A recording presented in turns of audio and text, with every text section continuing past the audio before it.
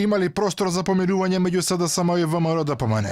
По апелот на председателот Пендановски за залечување на раните од минатото и повиците од меѓународната заедница за фрлање на војните секири, двете најголеми партии се исправени пред предизвикот како да пронедат модел за барем пристојна, ако веќе не и срдечна кохабитација во политичкиот простор на државата. Бројните судски процеси и тврдењата дека криминалот е во основата на постоењето на политичкиот противник ги држи СДСМ и ВМРО ДПМН во нивните ровови и засега се чини нема изгледи дека ќе дојде до примирие.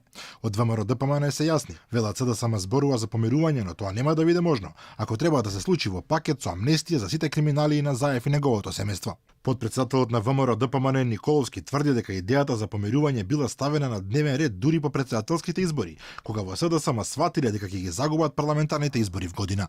Идејата за помирувањето дошла по завршувањето на претседателските избори, затоа што е известно дека ќе ги загубат следните парламентарни избори и помирувањето го замислуваат на начин што сакаат да испреговараат со ВМРО ДПМН амнестија за Зоран Заев, неговото семејство и останатите во однос на гонење по криминалите кои што ги имаат правено во изминатиот период.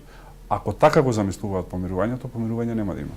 Од СДСМ меѓутоа упорно зборуваат за власта на ВМРО ДПМН во времето на Никола Груевски, иако тој воопшто не е во земјава и не учествува во политичкиот живот.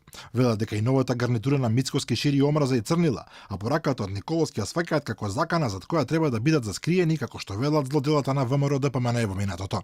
Експертите меѓутоа велат дека проблем за СДСМ е тоа што тие се на власт веќе 3 години и од нив зависи не само политичкиот, туку и економскиот живот во државата, каде резултатите дури и според нивните најревностни подржувачи се повеќе од разочарувачки.